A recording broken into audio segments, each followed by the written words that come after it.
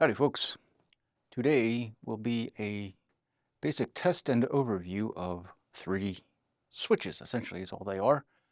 I had a, well, I still have, I haven't done it yet.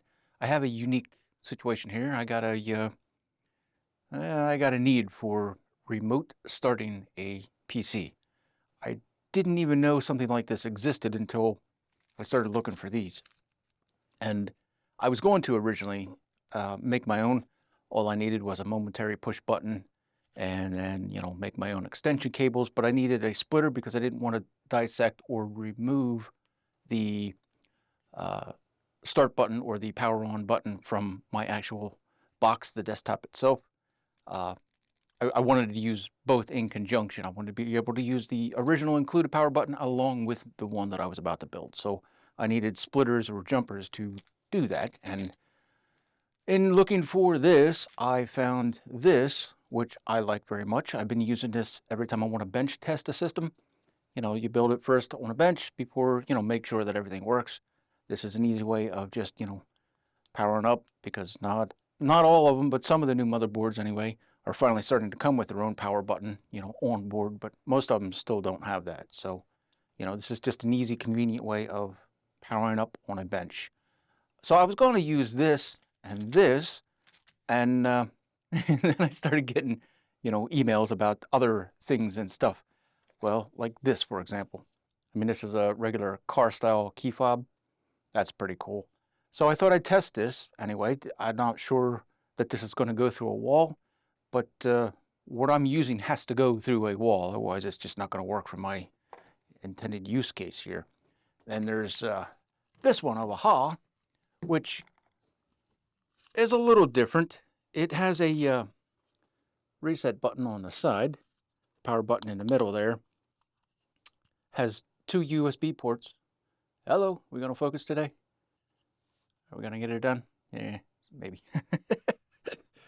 Two USB ports. I don't know, and I couldn't find information. Are they USB 1, 2, 3, 4? What version is it? I don't know, so we're just going to test it. And we got a couple of audio jacks there. A headphone, or, well, whatever. A line out. I guess it's a line out or a headphone out. It's going to be one of the two. I'll find out when I go to test it. And a microphone in.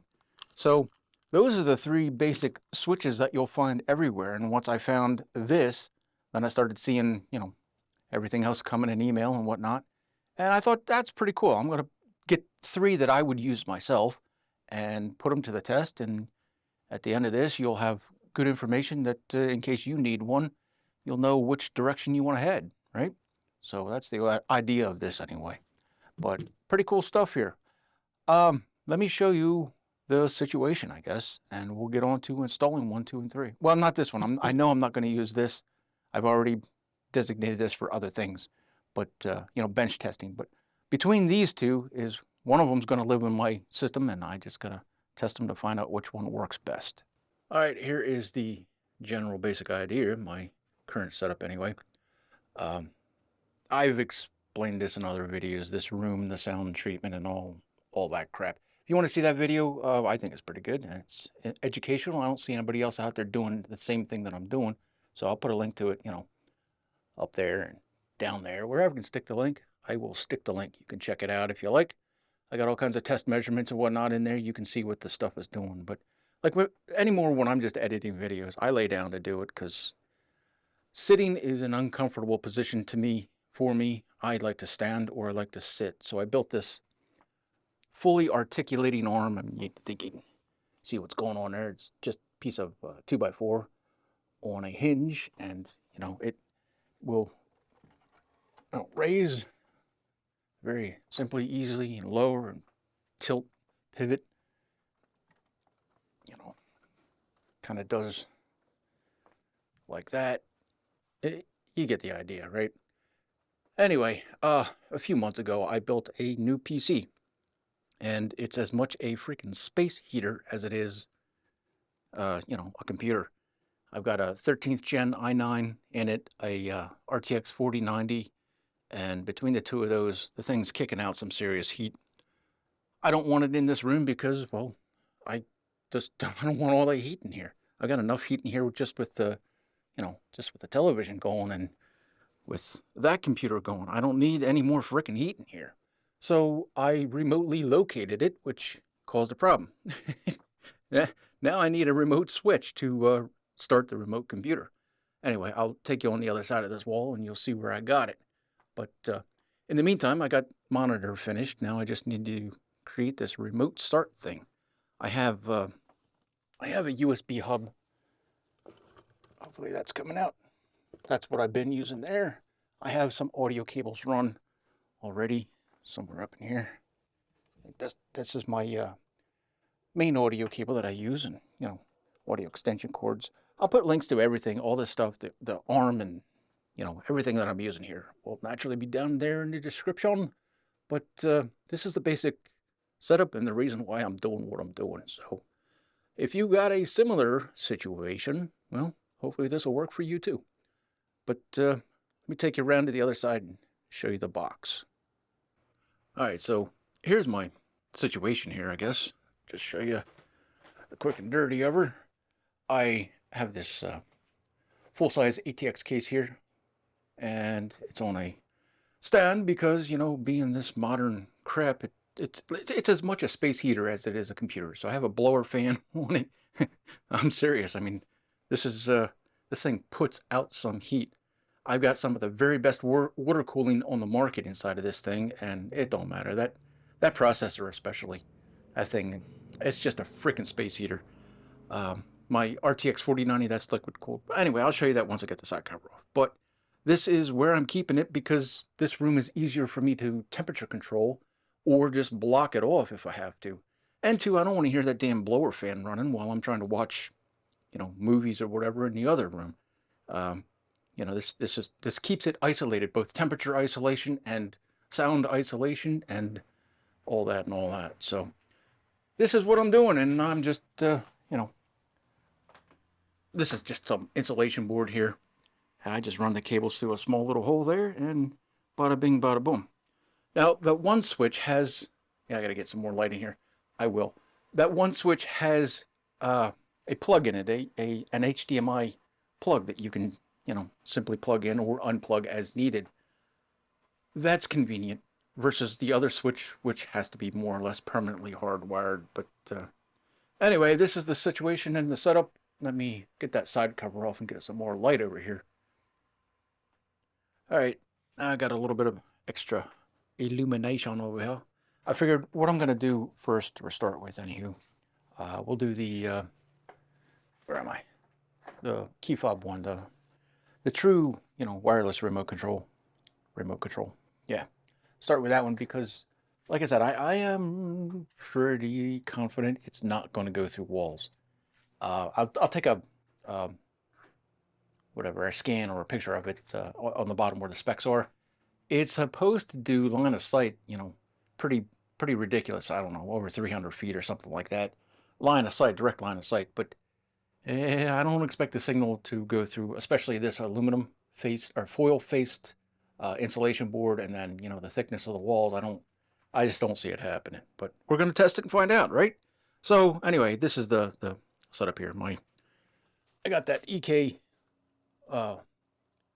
Dark 3, I don't know what the hell it is, whatever. It's their newest version, EK water block all-in-one, and then this MSI liquid cooled 4090. I got the cooler down there in the bottom because, well, I just couldn't really fit it nicely anywhere else. Anyway, what we got to get to is back in here. This just plugs into a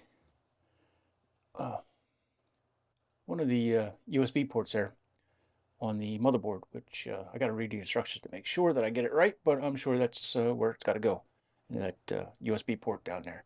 So let me get that installed, and then we'll do a quick climber shot and run her for a test. All right, I just got this thing installed here. It took a second. It was not clearly instructed. Yeah, let me get a better shot, hopefully. That's all making sense. You can see where, oh, whatever, the boards are, right there, and then it's got some extendable splitters that go over to the main power section there on the board. There are the remote was not synced with this board. There's a little. I'll never be able to show it to you. I'll pull it out and show it to you later when I do a wrap up on this. There's a little button there. You gotta press and hold that until the red light blinks, and then press a button on the remote control to synchronize or whatever. Get the remote control, the transmitter and receiver in sync.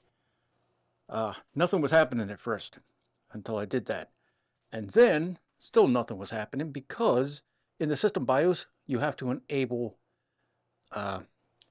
USB remote turn on. You have to enable that within your system BIOS. And mine naturally was disabled. So nothing was happening until I did enable that. Now, it does work out here. I tested that quick. But what I really want to know is, will it work behind this wall? Let me give you a different vantage point here, and we'll test that out. All right, I'm not turning on all my lights for this. Let's see if it works. It should. I only connected the power on switch. Are we going to focus? I did not connect the reset switch. If you press and hold the power button, it does the same thing. It's still a hard reset. So I never really saw the point in, for this anyway. Anyway, I pushed the power button. You know what? I can hear it. I'll be damned. That monitor, is it going to light up? Did it turn off? Yeah, there it goes. I'll be damned. That really did work. Ha! Well, then, there you go. You know what? I want to put that side cover. Let me put the side cover on the computer. I still have the thing opened up. Let me put the side cover on and we'll see what happens. You can shut it down. Should be able to. Yep. By pushing the power button again, shuts it off. All right. I'm going to go put the side cover on, then we'll test that again. All right. I just put the side cover back on. Let's see what happens. Once, just push the button.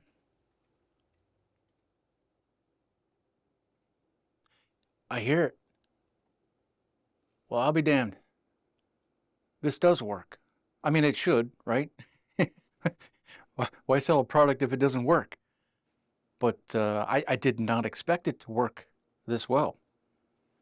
Damn. That is okay. So if you want to really, truly, remote control wirelessly, remote control your system, this is definitely the tool or a tool to do that. It's the more expensive version of a basic power switch for a PC, but it does a thing. It really works. I didn't think it was going to go through the wall, but I was pleasantly surprised to be wrong. So, all right, that is that one. Does what it says on the tin. Turns the thing on, turns the thing off. There's a little light that illuminates right there. You can see how that works. Hell yeah, guys.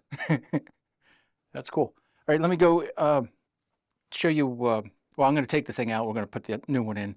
We'll just go get a closer look at the board. All right, here's the basic, the board itself. Yeah, well, I'm going to show you.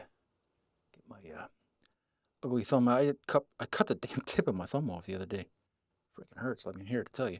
Anyway, that little bar right there, I guess, is the only, aerial antennae that is available on the thing.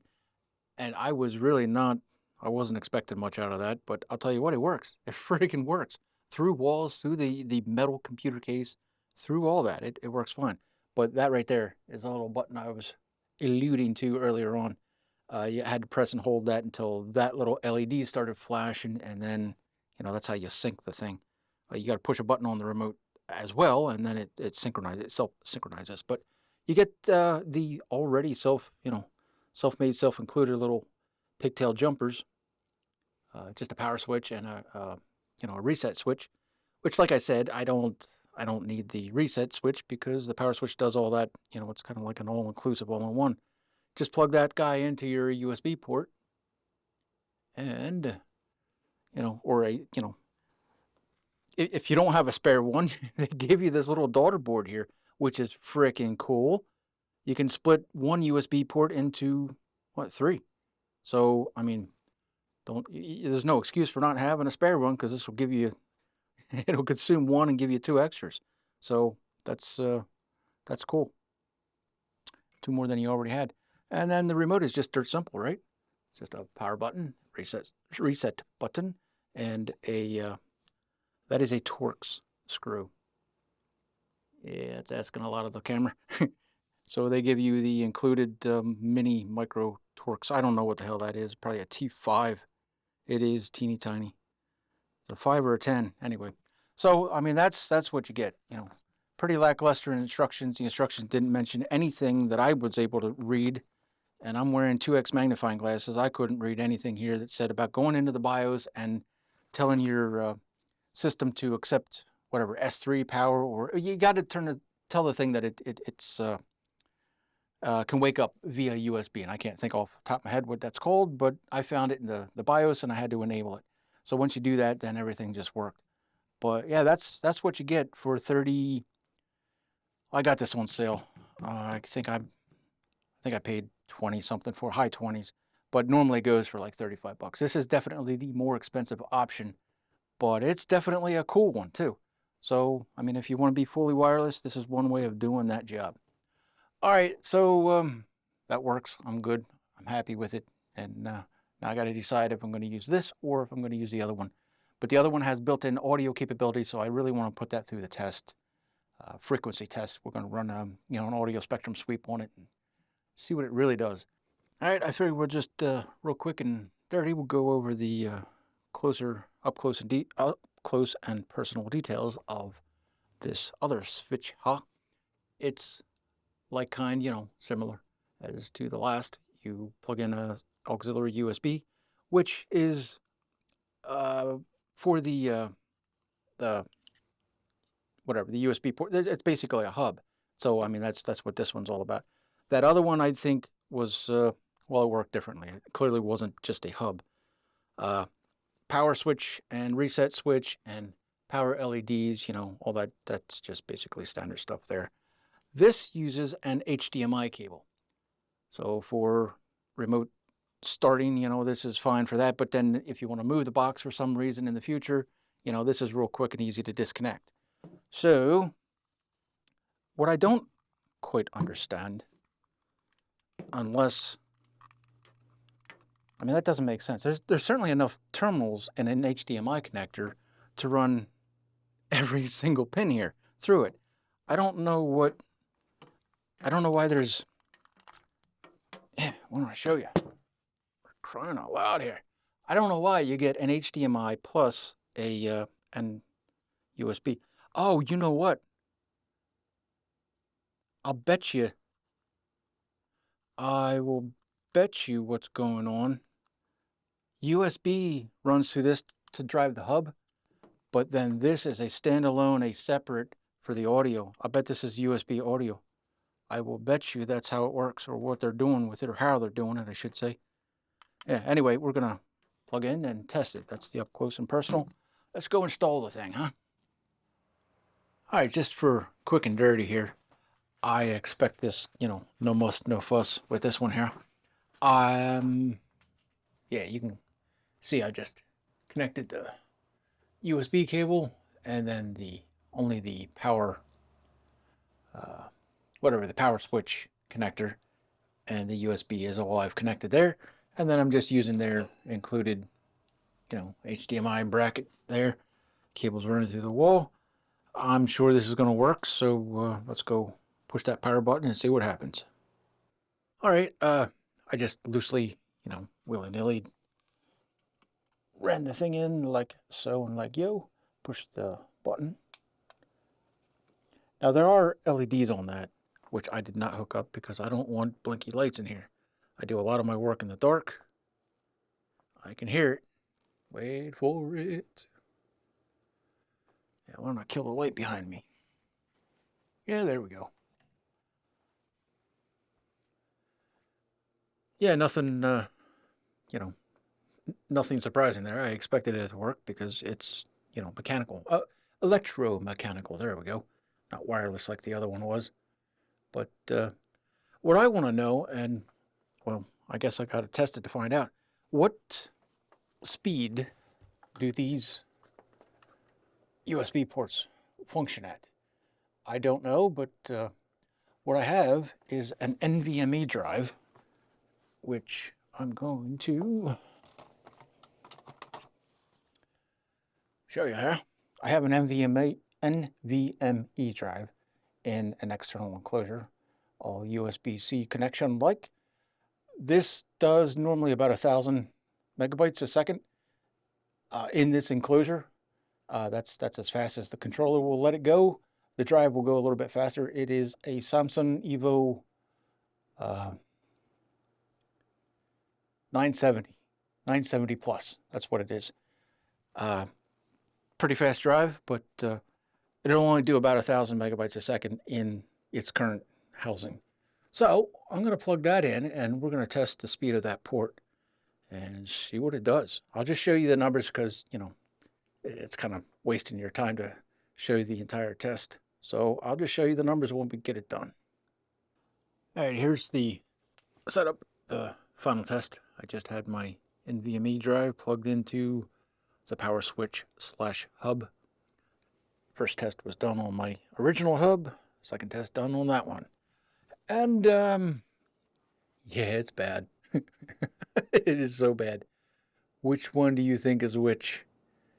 Yeah, it's kind of like that. That right there is the brand new power switch / USB hub. And the one on the right, well, that's my original standby hub. Like I said, that drive does normally 1,000 megabytes a second. And we ain't even close. We're not even an earshot of that with this new one. It's bad. So that sucks. That sucks a lot. That changes things for me ever so slightly, but it's going to make a big impact on my decision which one I'm ultimately going to use on this machine. Anywho, yeah, well, that is what it is. All right, it's only going to be good for peripherals such as a mouse or a keyboard. Anything, yeah, you're just not going to move data at those speeds. So as long as you know that going in, well, that's half the battle, I guess.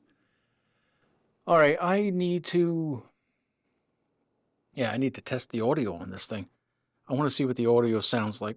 Well, I want to hear what it sounds like, and then I want to physically, visually see it numerically. So we're going to run it through a proper analysis, and we'll see what it does. Let's move on to that next. All right, get ready for some real serious disappointment again. It's just bad. It's uncontrollably bad. I'm in my test suite here. I'm using Room EQ Wizard, as one does, don't you know?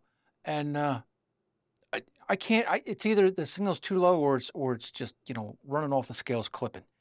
I have my output. Yeah, why do I keep doing that? I have my output here set at 84, and you see this green screen, or I'm sorry, not green screen. It's green right now, but you can see my level chart right there. If I go and check for levels, just wait for it. It's doing a check. You know, it says the level's too low. So I keep doing it. Clicking the wrong damn thing. My volume is currently turned up to 84, which is the output of that switch right now. Watch what happens if I take it up one number to 85. What the literal frickin' hell is going on there? You know, it starts putting out, and there shouldn't be anything. There should be nothing output. Nothing should be happening right now. I'm not sending a signal from anything. Turn it down just one number from 85 to 84, you know, and then the levels look like that. And here are the properties on this thing. If I look at the here, go to the levels. My microphone input level is at 22 right now. Watch what happens if I just take it up one number to 23. Again, there's no signal, and yet clearly there is. No, I'm not sending a signal through anything. Nothing's being commanded right now. Turn it right back down to 22, and then all of a sudden the signal's too low. Now, what is it? AGC, If you don't know what that is, that's auto gain control. It doesn't matter. Turn it on, turn it off. It makes no difference. Try it again. Oh, 22.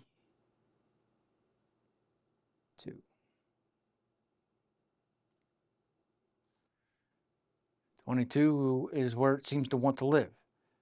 Move it to 23 and just frickin' forget about it. You know, just what the hell? That's unusable. Just what in the freaking hell? That's all I got to say about that.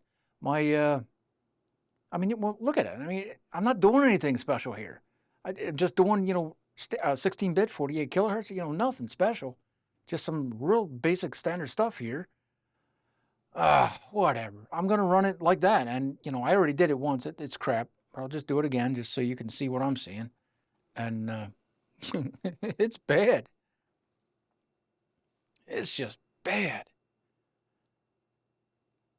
Signal was too low, but there's still signal there. Let me just smooth this out a little. We'll do 1/12, and we'll put this on 1/12. I only did one test, which was the red one, and then I just did that test you just saw, you just watched me do, which is the green one. I mean, that's what it's doing from a 0 to 20. On a 0 to 20 scale, let me increase the size here just a touch and blow that up. That's about as big as I'm going to get it. Up to 20,000 kilohertz is stop that. Up to 20,000 kilohertz is what I ran to test. I went from 0 to 20. Look at what the thing's doing. That's you ain't gonna sit down and listen to that. That is garbage. That is freaking trash right there. And I can't get it any better. I mean, I've used every control that's literally at my fingertips, and there ain't no fixing that. That is unusable. So, it's crap for USB speed, and then it's just worse still, much to my surprise, but it's worse still for the sound card. So it ain't nothing but a power switch. That's the only thing it's usable for. And, I mean, it was cheap. I think it was $16 or whatever. I'll put a link to it down there. I mean, if you want to get one and play with it, have at it. But this is what it looks like. And that's freaking garbage. So, all right, that told me everything I wanted to know. Now all I got to decide is which one I'm going to use. Which one do you think that I'm going to use? I think I've already given you enough hints which way I'm going, but the data doesn't lie here. These are the matter of fact numbers. And it's bad. All right, let me clean up my mess here and then we'll wrap up this video. Okay, so you see what I see. You've seen what I saw. And yeah, what do you think? I'll tell you what I think. I like this. For simplicity, can't beat it. This is basically what I was going to build myself. You just need jumpers, splitters, jumpers, and I'll put a link to all this stuff naturally down there. For just simply doing a turn on, turn off thing, it's got LEDs in here if you want to hook them up. If you want the blinky light, activity, hook them up. If you don't hook it up. That simple. For just cheap, dirty, simple, that's essentially what I was going to make for myself right there. Until I found one already existed. And I was like, well, yeah, I think this was $7, $6.99 or $7.99, whatever. It's $7 or $8. And then, I don't know, $6 or $7 for these, this pack of jumpers. Yeah, I don't know. Is it worth it to you? You can make your own stuff. I mean, it's nothing special here, but, just for a nice, convenient thing, it's all in one. It's all there, and I like it. So, yeah, I would go here if you just want to simply turn the thing on or off, or if you want a remote, I mean, truly wirelessly remote control.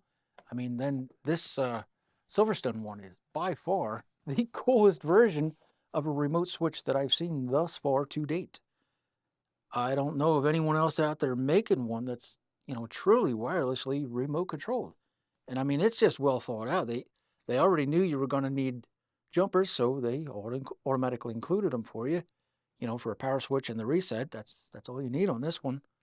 You can still use your built-in power switch for your case in conjunction with this, but you know, it is a little more on the expensive side. I think it was 35 bucks, something like that. But I mean, it was just well thought out. I mean, if you don't have enough USB ports on your computer or in your motherboard, you know, you just plug it in like yay or like yo, and you know what I mean. This was well planned, well thought out, and I'm very surprised that it goes through walls, including an aluminum foil-faced installation board. I mean, that really shocked me. So I'm digging this, and this is probably the one I'm going to stick with for that computer. I keep this for, you know, doing bench testing and other things. This, well, I don't know what else to tell you. You saw it, what it does, and that's trash. There ain't nothing good about it aside from the power switch, really. It's slow ass. I think version 1 USB. I think that's the only speed that you're going to get out of that is USB 1 speeds, which I think does 12. I think it's ready to do something like 12 megabytes a second. Ridiculously slow. The audio, you saw that, totally garbage, unusable, in fact, in my opinion. So yeah, that thing, it's either broken or it was just, you know, no F's given on the design board for that one, and you know that thing's going back. That's useless. So I'm keeping this because, well, for bench testing, and then I'm going to install this into my desktop, and that's going to be that. So yeah, that's just a piece of crap right there. It's so bad. Anywho, nothing more to say about it. Nothing more to show and tell. Nothing I can think of anyway. Just remember to go into your BIOS settings and check that setting that I still can't remember, but you know, I've put it here in text enough times, I'm sure. So just remember to do that, and then the synchronization to sync the remote to the main board there. And you know, it's a little song and a dance, but you know, it was dirt simple. That took all of 3 minutes, I guess, to install and get it up and running. But good stuff, good stuff. All right, I'm gonna wrap the video up here. I'm not gonna score any of this. It is what it is. I like it. I like it, but I hate it. So it is what it is. Give a one of these if you like the video. Give one of those if you don't like the video. And hey, thanks for hanging out, guys. And we'll see you in the next one. All right, cheers.